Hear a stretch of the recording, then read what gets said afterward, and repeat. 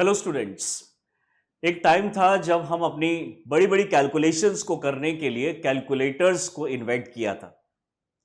लेकिन धीरे धीरे करके पता चला कि कैलकुलेटर्स से भी और ज़्यादा फास्ट टेक्नोलॉजीज को बनाया जा सकता है और बड़ी बड़ी कॉम्प्लेक्स सिचुएशंस में जो हमारी जो प्रॉब्लम्स होती है उसको भी सॉल्व करने के लिए फिर डेवलप किया गया कंप्यूटर्स। जो हमारे कंप्यूटर्स हैं वो हमारे क्रोर्स ऑफ कैलकुलेशंस को पर सेकंड के बेसिस पे कर सकते हैं। लेकिन कई ऐसी कंडीशंस होती हैं जहां पे हमें बिलियंस ऑफ कैलकुलेशंस पर सेकंड के बेसिस पे करनी पड़ती है और वो हल कैलकुलेशन एक दूसरे से अलग है। तो ऐसी कैलकुलेशंस को करने के लिए और बहुत फास्ट कंप्यूटिंग करने के लिए सुपर कंप्यूटर्स डेवलप किए गए।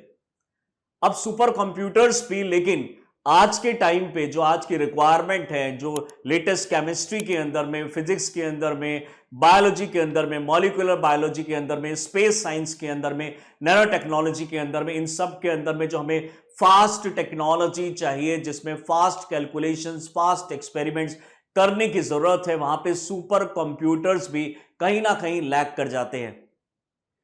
इसीलिए बहुत सारी कंट्रीज अभी एंगेज्ड हैं, बहुत सारी कंपनीज अभी एंगेज्ड हैं सुपर कंप्यूटर्स को भी रिप्लेस करने के लिए बाय द क्वांटम कंप्यूटर्स।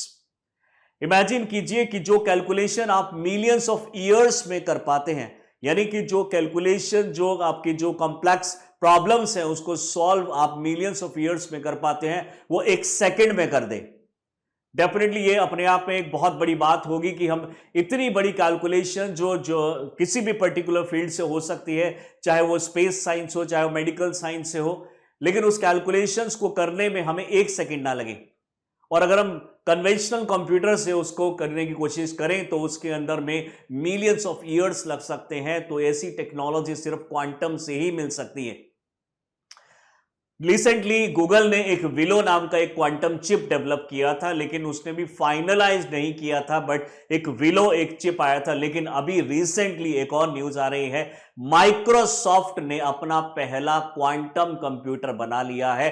ये वर्ल्ड का पहला क्वांटम कंप्यूटर होगा जो हमारे नॉर्मल कंप्यूटर से लगभग 10 मिलियन टाइम्स स्पीड ज्यादा होगी। जस्ट इमेजिन, हमारे कंप्यूटर हमें पहले लगता है कि कितने ज्यादा फास्ट हैं, उससे भी 10 मिलियन टाइम्स ये इसकी स्पीड होगी। और ये तो शुरुआत है, आगे आगे आप देखेंगे कि हमारी इतनी ज्यादा कैलकुलेशंस पूरे वर्ल्ड के, जो हम जितने भी बिग बैंग थ्योरीज हैं, यूनिवर्स की जो हमारी कई सारी जो कैलकुलेशंस होती हैं, हमारी जो बिग बैंग है, हमारा जो केमिस्ट्री है, हमारे जो मॉलिक्यूलर बायोलॉजी है, हमारे जो फर्मियंस है, हेड्रॉन्स है, मियोन है, पियोन है, इयोन है, ईटा है, सिग्मा, जाई, लैम्डा, ओमेगा, न्यूट्रिनो, ये सारे पार्टिकल्स के ऊपर जो अभी स्टडी चल रही है वो सब बहुत ज्यादा आसान हो जाएगी after the implementation of this particular Microsoft super computer, जैसा जो हमारा ये माइक्रोसॉफ्ट का चिप है जिसको हम बोल रहे हैं क्वांटम कंप्यूटिंग। आखिर क्या है ये क्वांटम कंप्यूटिंग, क्वांटम कंप्यूटर्स इसको किस तरीके से यूज करते हैं, आखिर इसके पीछे बेसिक कॉन्सेप्ट क्या है, किस तरीके से हम अपनी स्पीड को इतना ज्यादा फास्ट कर सकते हैं, वो भी कम से कम एनर्जी में। नॉइस इसमें जो कैंसिलेशन पूरी होगी और नॉइस कैलकुलेशन होने की वजह से ये और ज्यादा फास्ट हो जाता है। आमतौर पे जो हमारे कंप्यूटर्स के अंदर में प्रोसेसर लगे होते हैं उनके अंदर में ट्रांजिस्टर्स होते हैं, और जब इलेक्ट्रॉन्स मूव करते हैं तो नॉइस क्रिएट करते हैं। हालांकि वो इतनी छोटी नॉइस होती है, हमें वो सुनाई भी नहीं देगी क्योंकि हम 20 हर्ट्ज से ऊपर ही फ्रीक्वेंसी को ठीक से सुन सकते हैं। उससे नीचे फ्रीक्वेंसी में वो साउंड क्रिएट होती है, यानी हम तो उसको नहीं सुनते, लेकिन इलेक्ट्रॉन्स के अंदर में अगर देखें तो वो साउंड जो है प्रॉब्लम क्रिएट करती है, जिसकी वजह से एफिशिएंसी कम होती थी। और अब जो क्वांटम कंप्यूटिंग का लेटेस्ट माइक्रोसॉफ्ट एक प्रोसेसर लेकर आया है, वो जो होगा उसके अंदर में नॉइस कैंसिलेशन होके तो जो छोटी से छोटी फॉल्ट होने के चांसेस थे वो भी अब यहाँ पे खत्म हो गए हैं, एरर होने के चांसेस थे वो खत्म हो गए हैं। और ये डेफिनेटली ये क्वांटम ईयर जो यूनाइटेड नेशन ने इस साल हमें यानी डिक्लेयर किया कि हम 2025 को यूनाइटेड नेशन ने डिक्लेयर किया है क्वांटम ईयर। तो यहां पे हम क्वांटम से रिलेटेड बहुत सारे डेवलपमेंट्स इस साल में देखेंगे। पास्ट में ये वर्ड कोई नया नहीं है, 1950s से ये कॉन्सेप्ट है, और अगर हम उससे भी पहले देखें तो ये कॉन्सेप्ट तो हमें आइंस्टाइन ने ही दे दिया था जब उन्होंने मैटर और एंटी मैटर के बारे में सबसे पहले बताया। प्लस में डाल्टन जिस टाइम पे आए थे, यानी उस टाइम पे कोई भी साइंटिस्ट ने पहले बताया नहीं था, लेकिन डाल्टन पहले साइंटिस्ट थे जिन्होंने डेफिनेटली उतना ज्यादा डेवलपमेंट नहीं किया, लेकिन बहुत इंपॉर्टेंट रोल प्ले किया। एटम्स की रिसर्च की, एटम्स के बारे में हमें बताया कि उसका नेचर कैसे होता है। उसके बाद में फिर जे थॉमसन आते हैं, उसके बाद रदरफोर्ड आते हैं, उसके बाद बोर थ्योरी है, मॉडल है हमारे एटम्स की, और वो जो बोर थ्योरी ऑफ मेटल जो मैटर है, वो हम आज की जो थ्योरी है उसको पढ़ते हैं। यानी मोस्ट एक्सेप्टेड थ्योरी के अंदर में आती है बोर्स के मॉडल ऑफ एन एटम, जिसके अंदर में हम मानते हैं कि न्यूक्लियस के अंदर में, एटम के अंदर में न्यूक्लियस होता है, और यानी कि एटम के अंदर में एक न्यूक्लियस होता है, और न्यूक्लियस के अंदर में न्यूट्रॉन प्रेजेंट होता है, प्रोटॉन प्रेजेंट होता है, and electrons are revolving around it. इस कॉन्सेप्ट के आने के बाद में और ज्यादा रेवोल्यूशनाइज हुई ये चीजें, और ज्यादा डिटेल में चीजें स्टडी की गई। इलेक्ट्रॉन माइक्रोस्कोप को डेवलप किया गया, जिससे हम इलेक्ट्रॉन्स को भी इनडायरेक्टली देख सकते हैं, उसके बिहेवियर को स्टडी कर सकते हैं। आज हम इस लेवल पे पहुंच गए हैं कि माइक्रोसॉफ्ट ने रिसेंटली एक खुद का फर्स्ट बोल सकते हैं, फर्स्ट क्वांटम कंप्यूटर डेवलप कर लिया है, जो अपने आप में एक बहुत बड़ी बात है। इससे पहले भी अगर हम देखें तो गूगल का जो विलो है वो भी इससे थोड़ा सा आप बोल सकते हैं कि कम पावरफुल है। तो गूगल ने भी कुछ टाइम पहले एक विलो नाम का एक चिप डेवलप की थी, क्वांटम चिप इसमें डेवलप की थी, लेकिन अब इस चिप के साथ साथ माइक्रोसॉफ्ट ने पूरा का पूरा कंप्यूटर का प्रोसेसर ही इसके अंदर में बना डाला है। और ये ऐसा माना जाता है कि ये जो एक मैटर की जो 3 स्टेट्स होती हैं, सॉलिड, लिक्विड एंड गैस, उसके किसी भी फॉर्म में एग्जिस्ट नहीं करता है। एक अलग form, fourth state of matter की तरह ही इसको डेवलप किया गया है, और तभी हम इतनी जो एक्स्ट्रा ऑर्डिनरी जो इसकी प्रॉपर्टी है उसको फाइंड आउट कर पाए हैं। आइए इस चीज को समझते हैं कि क्या है ये जो चिप है जो रिसेंटली माइक्रोसॉफ्ट ने बनाई है, किस तरीके से क्वांटम काम करता है, क्या क्या इसके एप्लीकेशंस हो सकते हैं, क्या कॉम्प्लिकेशन भी इसके कुछ अंदर हो सकते हैं, उन सभी चीजों के ऊपर में गौर करेंगे। अभी देखते हैं first, what is quantum computing. सबसे पहले बता दें कि ये जो पर्टिकुलर माइक्रोसॉफ्ट ने क्वांटम कंप्यूटर बनाया है, इसका नाम इन्होंने रखा है मेजोराना। अब क्योंकि ये पहला है तो इसको मेजोराना 1 बोला जा रहा है। अब ये मेजोराना वर्ड अचानक से कहां से आ गया? मेजोराना ये वो पर्सन है जिन्होंने इस कॉन्सेप्ट को पहली बार क्लैरिफाई किया था। No doubt Einstein, Bohr, Rutherford और डाल्टन, इन सब ने भी इसके बारे में बताया था, लेकिन आइंस्टाइन के ही टाइम पे, लगभग उन्हीं के टाइम पे एक और साइंटिस्ट हुए जो कि बहुत ही कम उम्र में यानी दुनिया छोड़ के चले गए, लेकिन उन्होंने एक इतना बड़ा कॉन्सेप्ट दिया 1920s 30s के आसपास में, जो हम आज पहली बार उसको यहाँ पे एक्सप्लोर कर पा रहे हैं। तो ये जो कॉन्सेप्ट है ये मेजोराना के नाम से जो साइंटिस्ट है उन्होंने दिया था, इसलिए इसका नाम रखा गया है मेजोराना 1। So this is the first this is the first quantum computer of the world developed by the Microsoft recently. अब बात करते हैं कि इन्होंने ऐसा क्या किया है। इन्होंने जो क्वांटम है, क्वांटम का अब सबसे पहले आपको मतलब समझना पड़ेगा, व्हाट इज क्वांटम, और क्वांटम कंप्यूटिंग का यहां पे क्या रेफरेंस है या फिर उससे क्या यहां पे मतलब है। क्वांटम कंप्यूटिंग, देखिए आमतौर पर क्या होता है, आमतौर पर अगर हम देखें तो नॉर्मल कंप्यूटर्स के अंदर में होता है एक प्रोसेसर, और प्रोसेसर के अंदर यानी कंप्यूटर्स के अंदर होता है प्रोसेसर, एक चिप होती है, सभी लोगों ने देखा होगा, दिस इज प्रोसेसर, और प्रोसेसर के अंदर जो स्मॉलेस्ट यूनिट होती है that is known as transistor. अब इस ट्रांजिस्टर के अंदर में and gate, nand gate, nor gate, or gate, इस तरह के जो कोर्स यूज किए जाते हैं।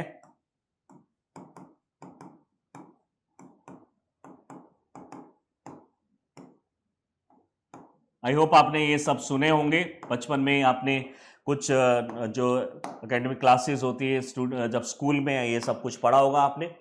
तो इसके अंदर में ट्रांजिस्टर के अंदर में जो हमारी वायरिंग सिस्टम होती है, अगर आप कभी प्रोसेसर को ओपन करके देखें तो जो बहुत ही स्मॉल वायरिंग होती है नैनो स्केल पे, वो उन्हीं को हम बोलते हैं ट्रांजिस्टर। और ट्रांजिस्टर के अंदर भी एक डिजाइनिंग होती है, एम्बेडेड डिजाइनिंग, उसके अंदर में हम एंड, नैंड, नॉर, और ये सब चीजें यूज करते हैं। यानी कि अगर हम एक ट्रांजिस्टर सिंगल अगर ले ले, मान लीजिए this is our single transistor, तो यहां पे एक अलग से चिप लगी होंगी, मान लीजिए just example like this. Okay, so this is the single transistor. तो एक कंप्यूटर में एक से ज्यादा प्रोसेसर हो सकते हैं, एक सफिशिएंट होता है, लेकिन और अगर प्रोसेसिंग बढ़ानी है तो आपको मल्टीपल प्रोसेसर भी होते हैं। आज के टाइम पे 8 प्रोसेसर भी हम कंप्यूटर में लगा सकते हैं, क्वाड कोर भी है हमारे पास, ऑक्टा कोर भी है। वहीं पे एक प्रोसेसर के अंदर में मिलियंस ऑफ ट्रांजिस्टर्स होंगे, मिलियंस ऑफ ट्रांजिस्टर्स। सो एक कंप्यूटर के अंदर में मान लीजिए एक प्रोसेसर है, लेकिन एक प्रोसेसर के अंदर में मिलियंस ऑफ ट्रांजिस्टर्स होंगे। हमने यहां पे एक ट्रांजिस्टर को ड्रॉ किया है। मान लीजिए हमने यहां से एक इलेक्ट्रॉन को पास किया है, और जब इलेक्ट्रॉन पास होगा तो उसने मान लीजिए इस वाले पाथ से वो एंटर करता है। So here we have this electron. तो अब इसको हम बाइनरी सिस्टम में, अब कंप्यूटर को कैसे पता चलेगा कि वो इलेक्ट्रॉन ये जो है इसके थ्रू पास हो रहा है, या फिर हमें कैसे पता चलेगा कि इसके थ्रू इलेक्ट्रॉन पास हुआ है? तो हमने इसको एक तरीके से आप बोल सकते हैं कोडिंग यूज करिए, जिसको हम बोलते हैं बाइनरी कोड्स या फिर binary language. If electron is passing through this particular circuit, we named it as 1। इसको ऑन भी बोला जा सकता है। और जिस टाइम पे यहां पे इलेक्ट्रॉन नहीं है, यहां पे इलेक्ट्रॉन नहीं है, यहां पे इसको 0 और यहां पे इसको 0 काउंट किया जाएगा।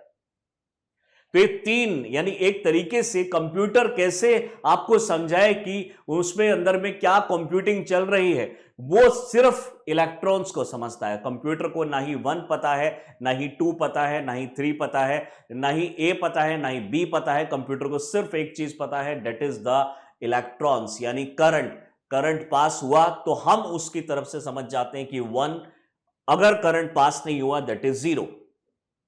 मान लीजिए नेक्स्ट टाइम इलेक्ट्रॉन फिर यहां से पास हो जाता है, तो यहां से 1, ये 0 और 0।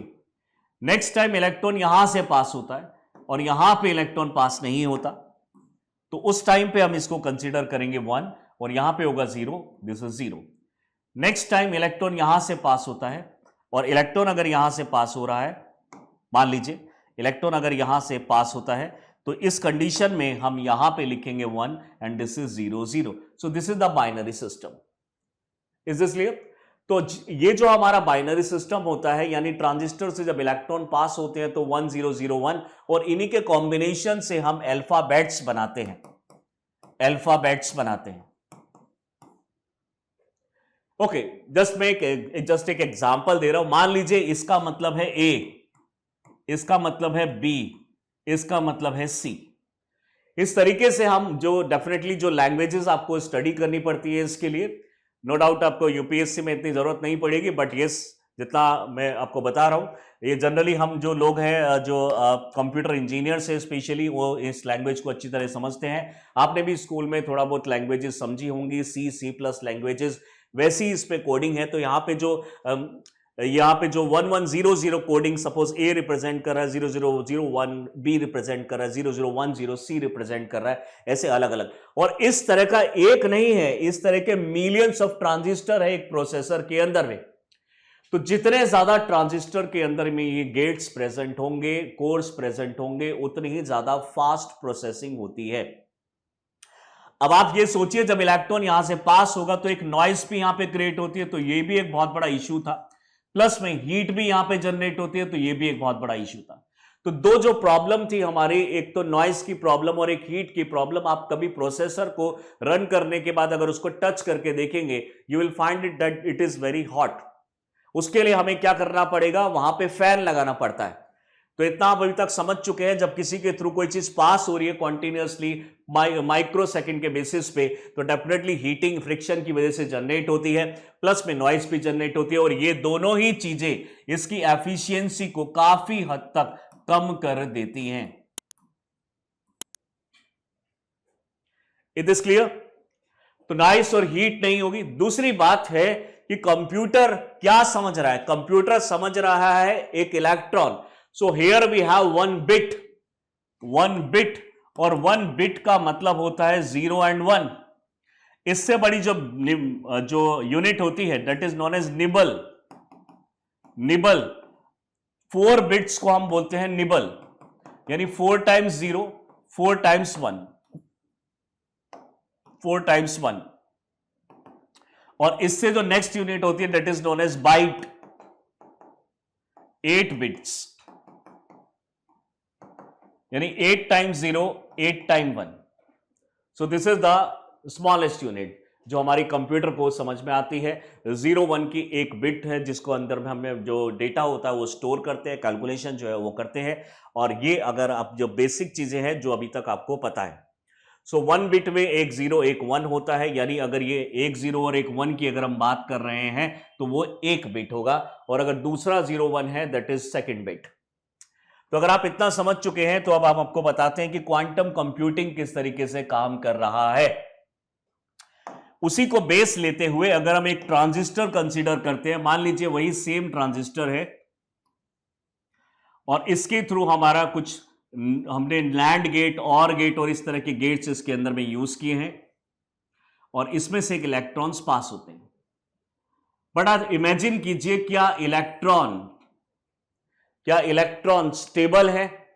नो। इलेक्ट्रॉन अपनी एक्सिस में, जिस तरीके से हमारी पृथ्वी अर्थ पूरे एक्सिस पे घूम रही है, यानी 24 घंटे में एक वो रोटेशन पूरा कर लेती है, ऐसे ही एक इलेक्ट्रॉन भी अपनी एक्सिस में रोटेट कर रहा है। लेकिन ये कितना फास्ट रोटेट कर रहा है आप इमेजिन नहीं कर पाएंगे। इसकी जो फ्रीक्वेंसी है रोटेट करने की लगभग 63 इंटू 10⁶ रोटेशंस पर सेकेंड। 63 इंटू 10⁻³ रोटेशंस पर सेकेंड। जस्ट इमेजिन, एक सेकंड के अंदर में इतनी रोटेशन है, तो एक रोटेशन के लिए उसने कितना टाइम लिया होगा? 1/63 into 10⁻⁶। So this much time is required for an electron to rotate in one rotation. This much of time is required. अब इस पर्टिकुलर चीज में आप सोचिए कि इसको यहां से यहां तक पास होने में कितना टाइम लगता होगा। उसी टाइम के अंदर में ये कितनी बार रोटेट कर गया होगा। जितने टाइम में एक इलेक्ट्रॉन यहां से पास हुआ, उतने टाइम में ये कितने बार रोटेट कर चुका होगा। तो अगर हमारी यूनिट, मान लीजिए अगर हमारी यूनिट, अब इलेक्ट्रॉन जो हमने कंसीडर किया था एज यूनिट, वो मान लीजिए कन्वेंशनल कंप्यूटिंग के अंदर में ये होता है, conventional computers. But here our unit is not electron. Imagine कीजिए हम इलेक्ट्रॉन को, जो कंप्यूटर है उसको इलेक्ट्रॉन एज ए यूनिट नहीं बता रहे, हम बता रहे हैं उसकी रोटेशन एज ए यूनिट। तो आप सोचिए कि उतने ही टाइम में, जितने टाइम में इलेक्ट्रॉन यहां गया था, कितनी पोजीशंस होंगी अलग अलग इलेक्ट्रॉन्स की। यानी अर्थ, ऐसे मान लीजिए जैसे अर्थ है तो वो रोटेट कर रहा है इस तरीके से, इस तरीके से वो रोटेट कर रहा है। तो एक रोटेशन में कितने पोजीशंस होंगी? Infinite positions, infinite positions. तो जितने टाइम में एक इलेक्ट्रॉन यहां से पास हुआ, जस्ट मैं एक काउंटेबल वैल्यू ले लेता हूं, मान लीजिए कि उतने टाइम के अंदर में इसकी कितनी पोजीशंस रही हैं? Infinite, infinite position. So if we consider position of an electron as the unit of an electron as unit, so ये होगा हमारा क्वांटम कंप्यूटर।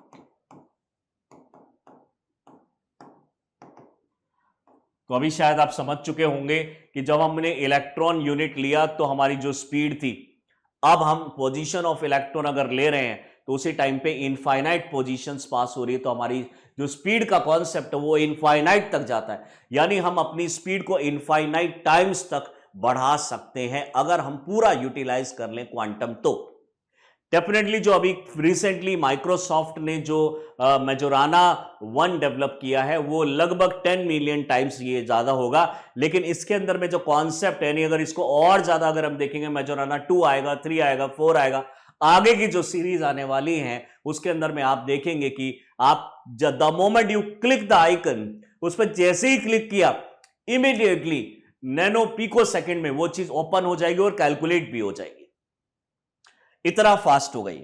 अगर आपको इस तरह से नहीं समझ में आ रहा है तो मैं एक और छोटा सा एग्जांपल देता हूं। मान लीजिए एक हमारे पास एक गेट है, दिस इज सपोज 1 गेट, मान लीजिए दिस इज गेट, और इस गेट के थ्रू एक कार यहां से पास होती है, कार यहां से पास होती है, और जब कार पास हो जाती है तब इसको हम 1 यहां पे काउंट कर लेते हैं, और जब कार पास नहीं होती है तब हम इसको 0 कंसीडर करते हैं। लेकिन मान लीजिए कि इस टाइम पे हमारी जो यूनिट है वो कार नहीं है, but the person sitting inside the car is our unit. तो आप सोचिए उतने ही टाइम में कितने पर्सन पास हुए, मान लीजिए 4, तो हम इसको 4 टाइम्स 1 कंसीडर कर सकते हैं। लेकिन हमने यूनिट को और छोटा कर दिया, हम यूज कर रहे हैं nut and bolt used in this car. इस कार के अंदर में जितने भी नट एंड बोल्ट है, तो आप सोचिए जितने टाइम में एक कार मूव कर रही थी उतने ही सेम टाइम में मान लीजिए इसके अंदर में 10,000 नट बोल्ट है, तो क्या 10,000 नट बोल्ट उसी टाइम पे पास नहीं हो रहे? Definitely yes. तुम्हारी स्पीड क्या हो गई? Fast. Is that clear? Now अब हमारी यूनिट है एटम्स, तो जितने टाइम में एक कार पास हुई है, आप ये बताइए कार के अंदर जितने भी एटम है वो भी तो उतने ही टाइम में पास हुए हैं।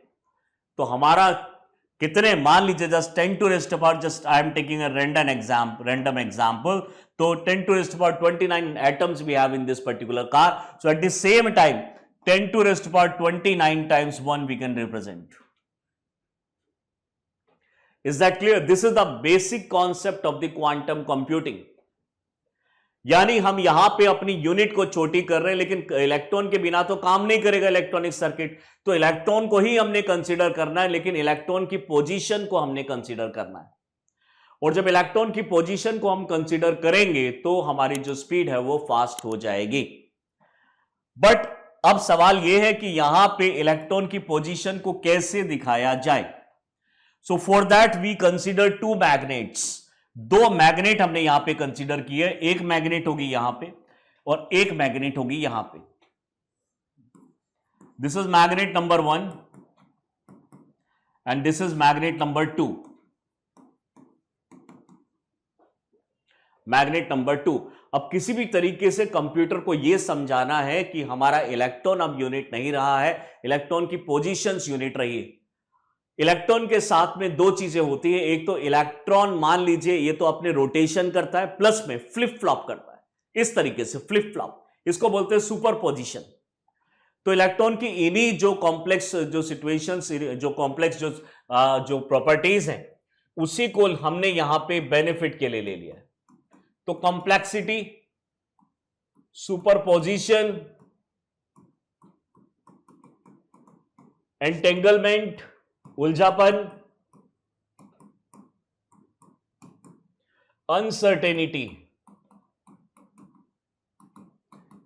ये सभी प्रॉपर्टी है इलेक्ट्रॉन्स की, और यही अब हार्नेस करनी है, यही प्रॉपर्टी को हमें यूज करके इस क्वांटम कंप्यूटर के अंदर में लगाना है।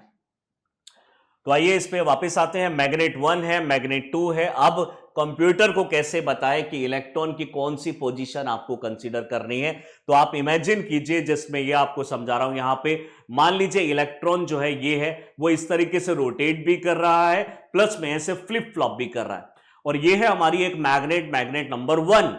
तो अगर ये मैग्नेट नंबर 1 है और ये इस तरीके से मूव कर रहा है और ये रोटेट भी कर रहा है, इमेजिन कीजिए ये रोटेट भी कर रहा है और मैं इस मैग्नेट को धीरे धीरे धीरे धीरे करके इसके पास ला रहा हूं, तो उतना ये स्पीड स्लो हो जाएगी।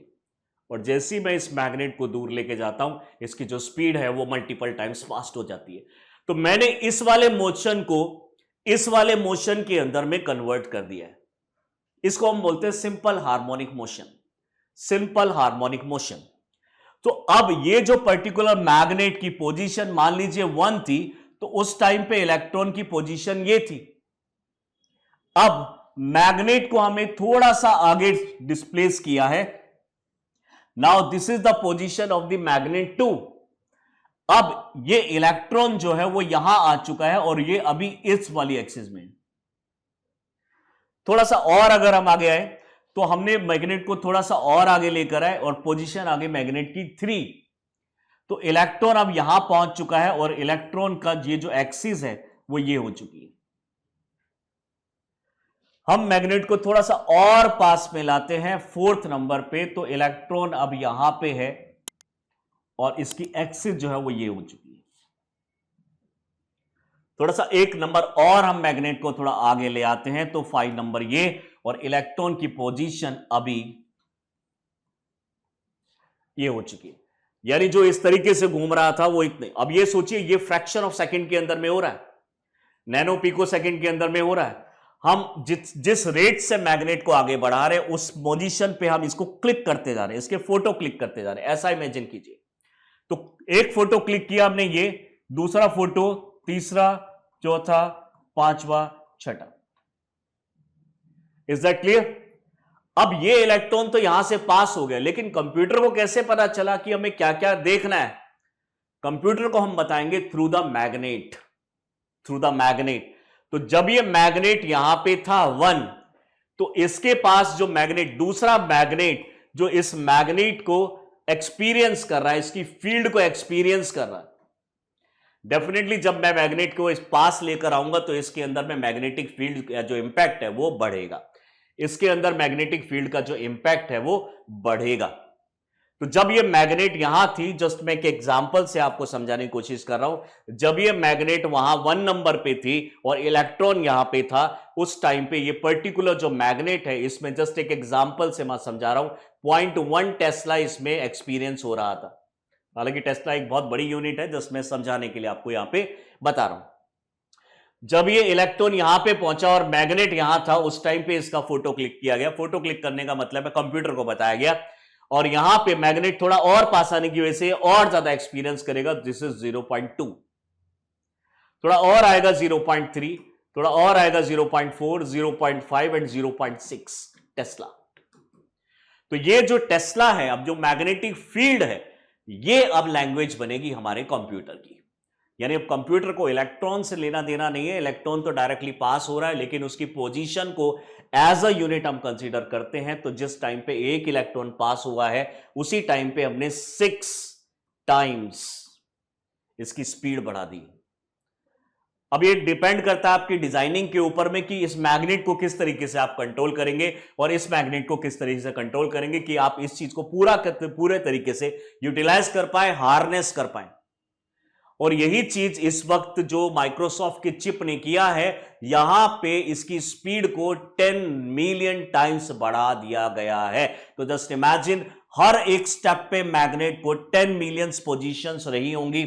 उस टाइम पे इलेक्ट्रॉन की 10 मिलियन पोजीशंस है और हर पोजीशन पे एक पर्टिकुलर मैग्नेट है, और उस मैग्नेट की क्वांटिटी, मैग्नेट की जो मेजरमेंट है, उसके हिसाब से कंप्यूटर समझेगा कि हमारी स्पीड क्या होगी।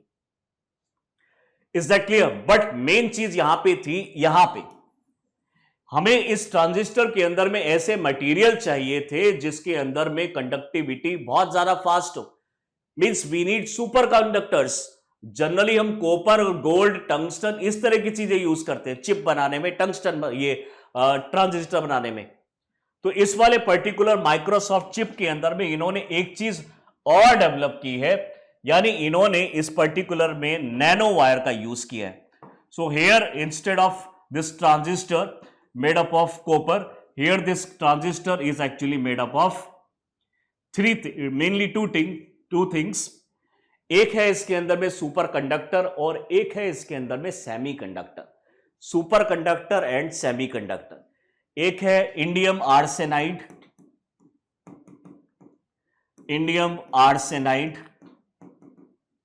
और ये इंडियम आर्सेनाइड जो बिहेव करेगा as a semiconductor, as a semiconductor. और दूसरा है हमारा, यहां पे हमने जो लिया है एल्यूमिनियम। एल्यूमिनियम यहां पे सेकंड, ये मैं आपको बोर्ड पे इतना बड़ा बना के दिखा रहा हूं, लेकिन आप इमेजिन कीजिएगा ये इतना छोटा है कि आपको दिखेगा भी नहीं, यानी हमारे जो हेयर्स है उससे भी ये छोटा थिकनेस है। Aluminium will behave as a superconductor, लेकिन हमने तो ऐसा नहीं सुना, एल्यूमिनियम तो सुपर कंडक्टर है ही नहीं। इसके लिए इनको रिसर्च करनी पड़ी कि कौन कौन से ऐसे मटेरियल्स, मेटल्स हैं जो सुपर कंडक्टिविटी दिखा सकते हैं अगर हम कंडीशन चेंज करें। तो वो क्या कंडीशन है जिसको चेंज करने से ये एल्यूमिनियम सुपर कंडक्टर की तरह बिहेव करने लगा? That thing is known as cryo condition या फिर absolute zero temperature. Absolute zero temperature.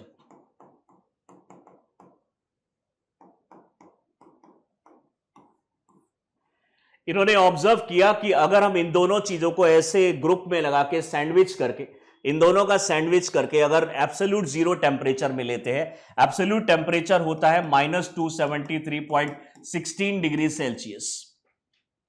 Definitely temperature सबसे लोएस्ट मोस्ट टेम्परेचर है, इससे लो टेम्परेचर आज तक दुनिया में नहीं देखा गया है, किसी एक्सपेरिमेंट ने नहीं डेवलप किया है। यहां पे अगर हम बात करेंगे तो सुपर कंडक्टर जो है एब्सोल्यूट जीरो टेम्परेचर की तरह यहां पे काम करेगा एल्यूमिनियम, और इंडियम सेलेनाइड का जो ग्रुप है, और ये एक नैनो वायर का रूप ले लेगा, यानी इस पूरे सिस्टम को हम यहां पे बोल रहे हैं नैनो वायर। अब आपको कुछ नहीं करना है, आपको जो इलेक्ट्रॉन जो आप यहां से निकालते हैं वैसे ही इलेक्ट्रॉन यहां से पास ऑन करने हैं, और electron without any noise, without any heat will pass through it, और जब इसके थ्रू ये पास होगा, और पास होने के बाद आप यहां पे अलग अलग तरीके से, जैसे मैंने वहां पे बताया, एक मैग्नेट हमें यहां पे प्लेस करना होगा। This is magnet number 1, this is magnet number 2, magnet number 2। ध्यान रखिएगा ये वो मैग्नेट नहीं है जो हम घर में जो चुंबक और वो लगाते हैं, ये इलेक्ट्रोमैग्नेट है, वो बिहेव वैसे ही करता है, लेकिन इलेक्ट्रिसिटी पास करके करंट से हमने मैग्नेटिक फील्ड जनरेट की होगी, और इसको हम यहां पे मेजर करेंगे। इलेक्ट्रॉन इसके थ्रू पास होगा and this will behave as a superconductor. Just इसको थोड़ा याद रखना पड़ेगा आपको। तो इसमें सेमीकंडक्टर लिया गया इंडियम आर्सेनाइड, सुपर कंडक्टर की तरह काम कर रहा है एल्यूमिनियम, और इसके थ्रू करंट पास किया जाएगा, और जब पास किया जाएगा इसकी मैग्नेटिक फील्ड को हम यहां पे एक्सपीरियंस करने वाले हैं, यहां पे एक्सपीरियंस करने वाले हैं, और वो चीजों को जो हमने इसमें किया था इसको थोड़ा सा और अच्छा एफिशिएंट बना देता है अगर हम इस तरीके से यूज करेंगे तो।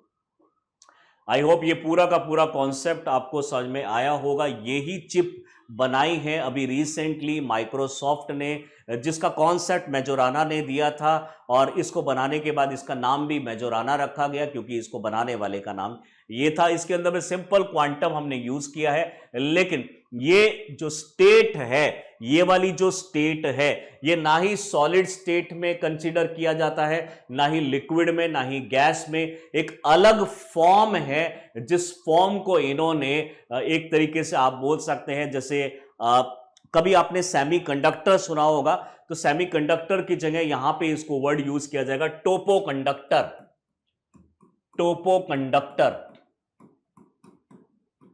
और जो टोपो कंडक्टिंग वायर है, टोपो कंडक्टिंग वायर,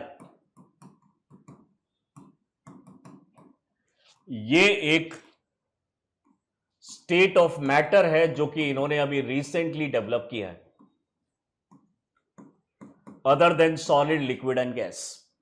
सो इसका जो बिहेवियर है सॉलिड, लिक्विड और गैस के बिहेवियर से बदल जाएगा, और एक फोर्थ अलग टाइप की प्रॉपर्टी दिखाता है। That's why it is known as topographic, या फिर बोल सकते हैं topo conductor. Is this clear? तो इतना आप समझ गए होंगे कि सेमीकंडक्टर मिमिक द जो सेमीकंडक्टर है that will mimic the superconductor. यहां पे जो सेमीकंडक्टर की तरह यूज किया जाता था इंडियम आर्सेनाइड, अब ये दोनों मिला के अगर हम एब्सोल्यूट जीरो पे रखेंगे तो यही चीज सुपर कंडक्टर की तरह बिहेव करेगी। इलेक्ट्रॉन बहुत ही इजीली यहां से पास हो जाएंगे, कोई भी रेजिस्टेंस नहीं होगा क्योंकि ये सुपर कंडक्टर बन चुका है। तो जो चीज हम विलो के अंदर में कर रहे थे यहां पे, उसका भी तोड़ निकल गया है। अब नॉइस पॉल्यूशन, हीट पॉल्यूशन और ये चीजें नहीं होगी इसके अंदर में, और उसकी वजह से इसकी एफिशिएंसी मल्टीपल टाइम्स बढ़ जाएगी।